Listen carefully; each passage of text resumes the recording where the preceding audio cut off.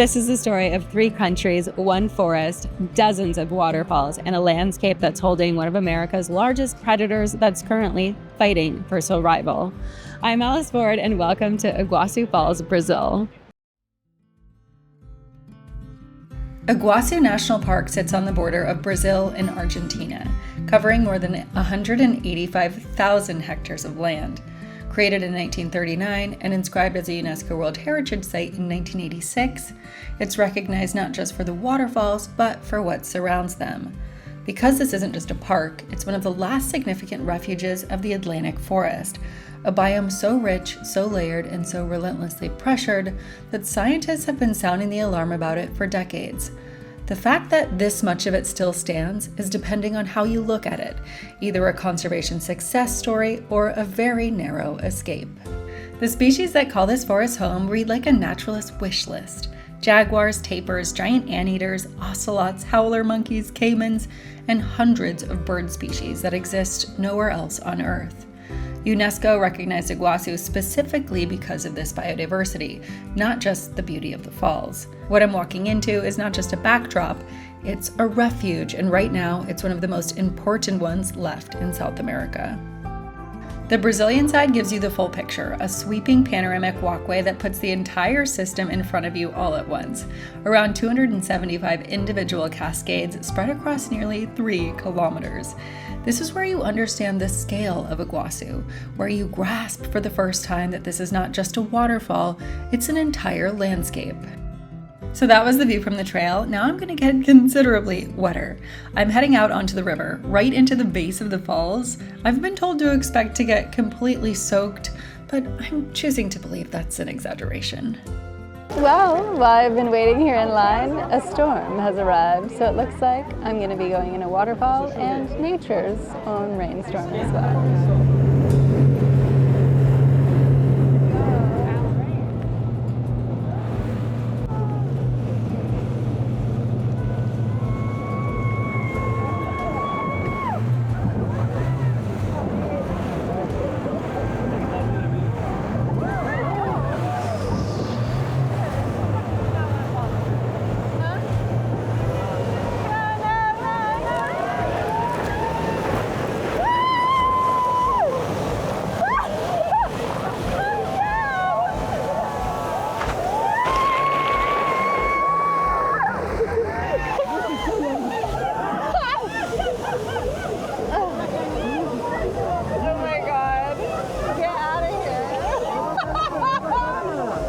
Wasn't expecting to get that wet. Here we go.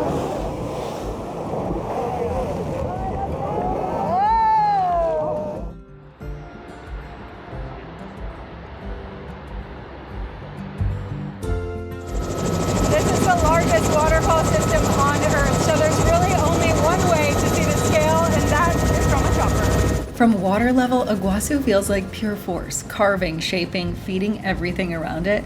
From the air, it becomes something else entirely, a system in motion stretching as far as the eye can follow. Seeing the falls from above is extraordinary, a scale so big you can only see its scope from above. But as magnificent as the falls are, they're not the only reason I came to Brazil. The jaguar is the America's largest predator, and it's one of its most important. As an apex species, it regulates the population of everything below it in the food chain, keeping prey species in balance and, by extension, keeping the forest itself in balance. Lose the jaguar and the ecosystem begins to unravel. Here in Iguazu, after decades of decline driven by habitat loss, conflict, and poaching, jaguars are slowly returning.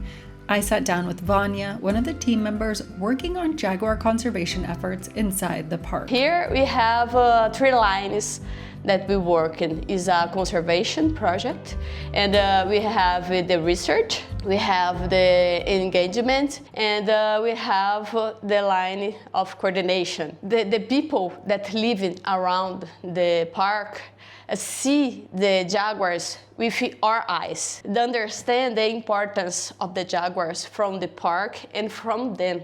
The biggest problem for here is the hunters. They take the prey of the jaguars. When the jaguars don't find the prey, the food, looking in the farms. In the research, we want to know how many jaguars have here, and along the years, how is the population. The 90s, the population was near extinction. Wow. So we start a lot of work to protect the animals. And with this work together, all people working with the same goal, the population start increasing. Yes. You understand the population with the camera traps. So within these cameras, you know, in the last year, we recorded 32 adults and 10 cubs. Oh, wow. Was the most records of the cubs along the years. And this is very important because it's a signal that the population is trying to grow up. And this shows that the park is good for these animals, because we say that when you have jaguars, everything's okay, because the jaguars is the top predator and regulate all the other communities, animal communities. After traveling to more than 50 countries and hauling suitcases through airports, train stations, across dirt roads, and on ferries, I've learned that not all luggage is created equally, which is why my favorite travel companion are my suitcases from Levelate. They have numerous collections, and the ones that I've been traveling with lately are fantastic. What immediately stood out to me is how solid and premium they feel while still being surprisingly lightweight. I've traveled with plenty of bags that felt durable but weighed a ton before even packed. This is not one of those bags. One of my favorite features on this particular suitcase is the zipperless closure system. Instead of traditional zippers, it uses secure latch closures that click shut in seconds. It's one of those small details that ends up making every trip just a little smoother. And then there are the wheels. If you've ever sprinted through an airport trying to make a connection, you know exactly why that matters. These wheels glide incredibly smoothly whether I'm navigating terminals, city streets, or hotel lobbies, and they've honestly spoiled me for a lot of other luggage. I use both the carry-on and check-in version depending on the trip, and what I appreciate about Levelate is that they offer different collections for different styles of travel. I actually own another one of their matching sets that's even more lightweight, so whether you're looking for something ultralight, something more rugged, or something with premium features like these ones, there's probably a bag that fits the way you travel. For me, good luggage means one less thing to think about while exploring a new destination, and that's exactly what Levelate has been. If you're looking to upgrade your travel gear, you can shop for Levelate on Amazon or by scanning the QR code on screen, or check out the link in the description to check out the entire collection of bags from Levelate.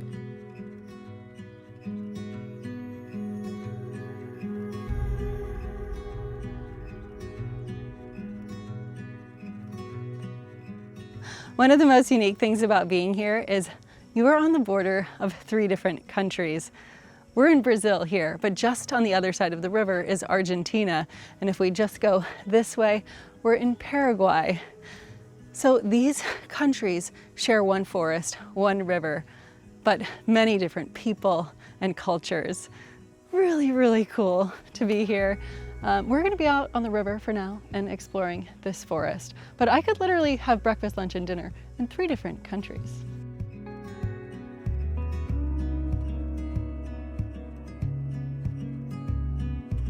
This part of the river is just downstream from the waterfall itself, and on a day like today, it is just peaceful and relaxing. Just a little bit of current here. The water is pretty much the perfect swimming temperature. It's nice and hot and humid today, so I think getting in the water today is a must. Now, this region of the world is extremely biodiverse. The Atlantic forest itself is second in biodiversity to the Amazon rainforest, but there's a big difference because the Atlantic forest, which surrounds us, once covered 330 million acres, about double the size of Texas. Today, somewhere between 7 and 12% of that forest remains, but it's very striated, so separated into small pockets, some as small as 25 feet by 25 feet. So places like this and the national parks that I'm visiting while I'm here are extremely important to protect the wildlife and the other plants and birds that live within this region. And a big part of why I'm here in Brazil is to learn about the conservation efforts, not just of big predators like the jaguar, but also other keystone species like giant anteaters and birds and frogs.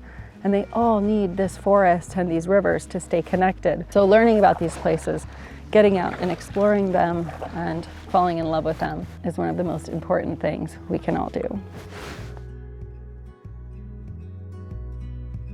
I am back on foot and really embracing the jungle lifestyle here. There are caimans in that river, and they'd likely leave me alone, but I wanted to get in the water, so we're walking over to one of the many waterfalls here. Not quite as big as Iguazu Falls.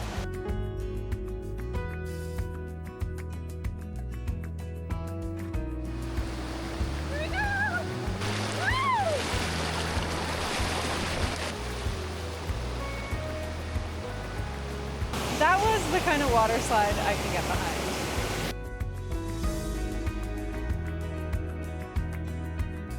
Parque das Aves is one of the places I was most excited for. This is not just a bird sanctuary, but also a place where rehabilitation, conservation, and rescuing is done with species all from the Atlantic forest.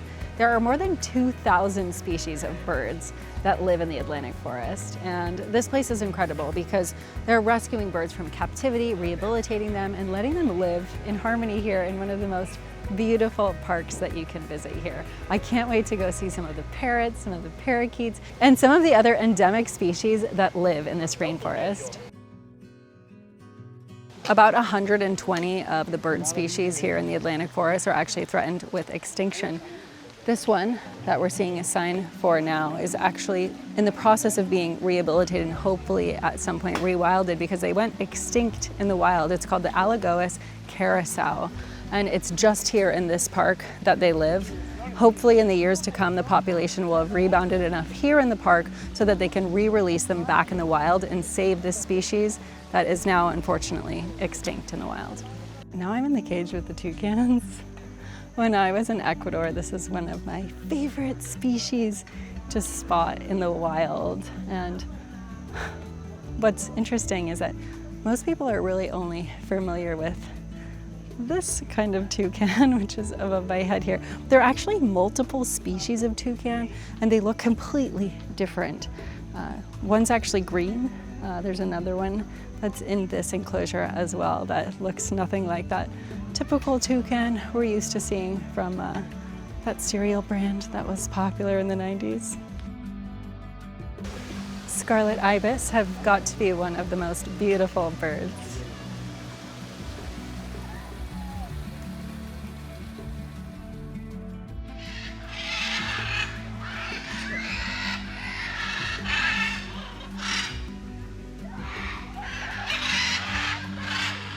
Wow. We are officially in the noisiest enclosure with all of the macaws. Now, a large majority of the birds that are here in this park are from the wildlife trade. So macaws, as you may know, are one of the most common birds to own in people's homes. They come from the wild, and a lot of these are caught at airports or in illegal wildlife trade all over South America and brought here to be rescued and rehabilitated. But I don't know why you would want one of these as a pet, because as you can hear, they're very, very loud. Beautiful birds, but not for inside. What makes this park unusual is that it operates entirely on visitor revenue. No government funding, no major donations for its conservation infrastructure. The people coming through the gate are the ones keeping the birds alive.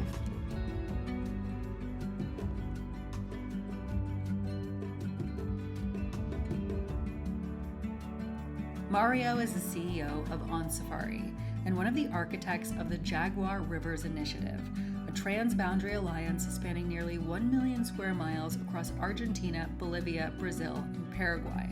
His work asks a question that no one single national park can answer. How do you restore a living system at the scale it actually operates? So on Safari started back in 2011. We decided to start developing ecotourism here in Brazil. And my theory was that for this to work here in Brazil, the most biologically diverse country in the world, we had to see jaguars, right? In the end of the day, people go to Africa to see lions or India to see tigers. And we had to see jaguars here in Brazil, and at that time was pretty much impossible.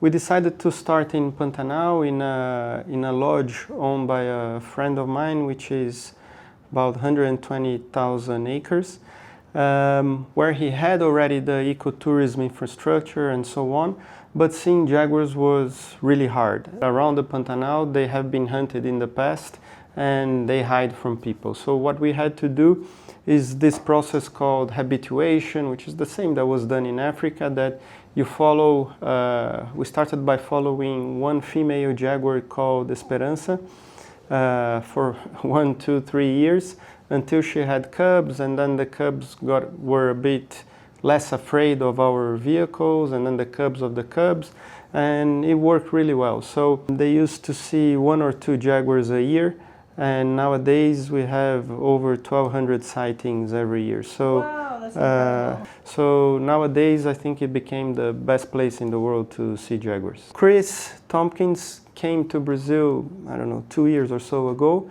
and she had this idea of launching the Jaguar River initiatives, connecting countries through the 5 main rivers in the Paraná Basin. And it fitted perfectly with what we were doing. I think the great thing about this project, so there are 4 main players. We all have been working and doing conservation for quite a few years. So it's not that the project is starting from zero, right? We're just uniting forces and working across borders. Because what I always say, jaguars and even fires for that matter, they don't have passports, right? So they go across the border, and it's very important to work together in that sense. What Mario is describing is a fundamentally different way of thinking about conservation, not as the protection of isolated places, but as the restoration of functioning systems. Rivers as corridors, borders as inconveniences rather than limits, and jaguars not just as animals worth saving, but as indicators of whether an entire ecosystem is healthy enough to survive. That vision begins here, in Iguazu, but it doesn't end here, and to understand the full shape of it, I need to cross a border. This episode is about more than just Iguazu Falls. It's about the river corridors connecting 3 countries. So I couldn't just stay in Brazil. Today I've come across the border to Paraguay, and where I'm standing now is actually at the conjunction of 2 of the most important river corridors in all 3 of these countries, where the Iguazu River meets the Paraná, creating a huge watershed that's protecting all the biodiversity in these countries. And by the way, where I'm standing right now, this is Paraguay, but right there, that's Brazil, and right over there, that's Argentina. So I think if I stretch out far enough, I may be able to have a body part in each country. Maybe, maybe not. In biodiversity hotspots like this, it's not just deforestation that's an issue, it's also the threat of illegal wildlife trade. And here in Paraguay, there's a facility called Tecotopa, which is helping rehouse some of the animals that can never make it back into the wild.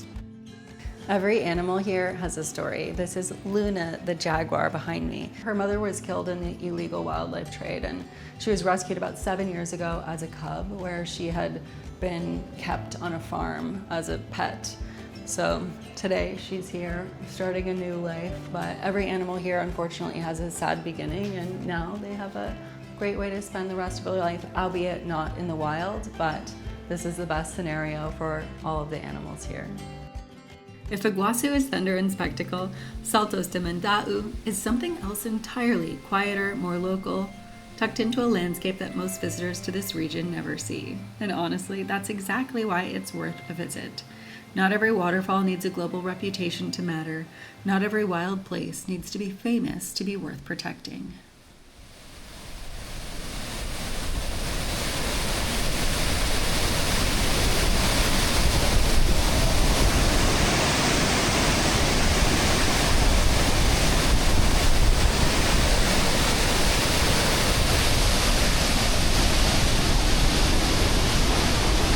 If you're coming to visit here, you will see Itaipu everywhere. This is the local power plant here, and in a region shaped by water, clean energy is ever more important. But at this power plant, they do things a little bit differently. It's not just power for the communities in Brazil and Paraguay.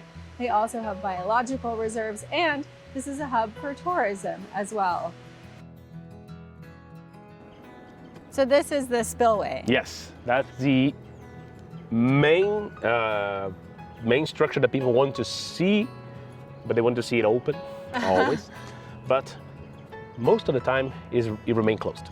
And how often does it open, and then why does it open when it What does? happens is that last year it opened for like 48 hours, like in November. And then previously it opened in December, but 2023. So Okay. almost 2 years without opening. Oh, wow. Our target is to produce electricity, but sometimes we have too much water and then we need to spill it out. So we do it over here. So we open these orange floodgates. Each floodgate measures 21.5 meters high, 20 meters wide. That floodgate is the same size of like a 7 floors building. Wow. But you don't realize. No, from over here, Yeah, from I over would here. never guess that that's 7 floors. So you're basically 1.3, 1.4 kilometers away from it. So that's why it looks so small. Wow.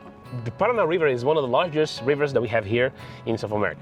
It only loses to the Amazon. Here is about 8 to 9 million liters of water per second. Wow. That's enough to generate almost 10,000 megawatts. And sometimes we do have too much water and we are not able to use all of that, so we open the And floodgates. so does the dam go across the entire river or just a portion of it? Yeah, no, the entire river. Okay. The river is just 500 meters, 500 meters wide, and the dam itself is 8 kilometers long.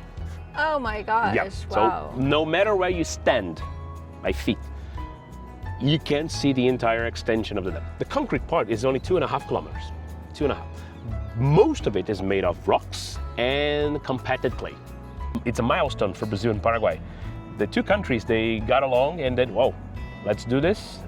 We will need that in the future, because back then they didn't need the electricity because they weren't developed yet. So what happens? That will be for the future. Okay, so as the year goes by, they started to use more, and now we need more than that. This dam is massive. The scale is larger than we can see with our own eyes, but we're getting a sense of that scale right here. But up next, I'm going inside the dam and on top too. So I'm going to show you an inside peek of what it looks like inside a power plant.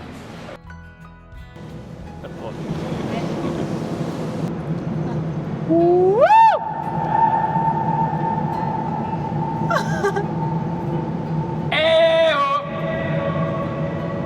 A little bit of water thrown from here. You see how long it takes to reach the ground. 1, 2.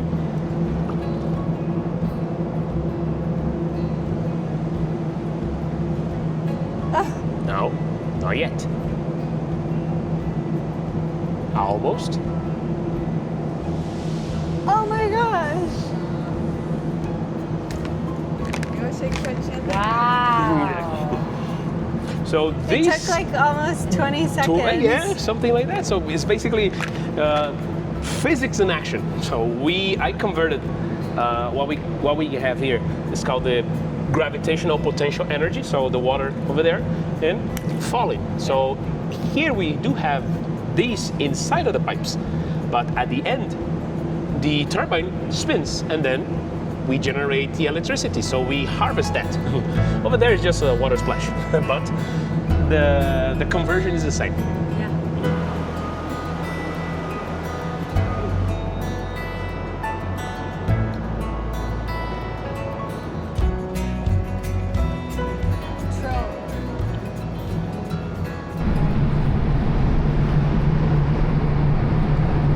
So the floor that I'm on now holds all the generators. Underneath these big red circles are generators. Yeah, a little bit bigger than the ones you might have in your RV. And they are massive, so they have to be worked on here. They can be removed, but if there ever is a reason to have to do that, if you look to the ceilings in here, there are gigantic cranes and they're actually on these tracks. There's 4 different ones for all the different weights. Some can lift 1,000 tons. Pretty incredible to be down here. It's a little noisy as in the air because they are generating power here for 2 countries. Absolutely wild.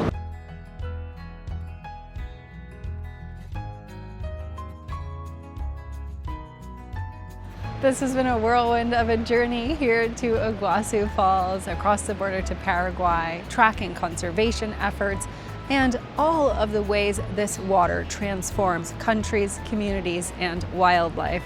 I'm back in the national park for one last sunset view, and from here, I will have to bid you adieu.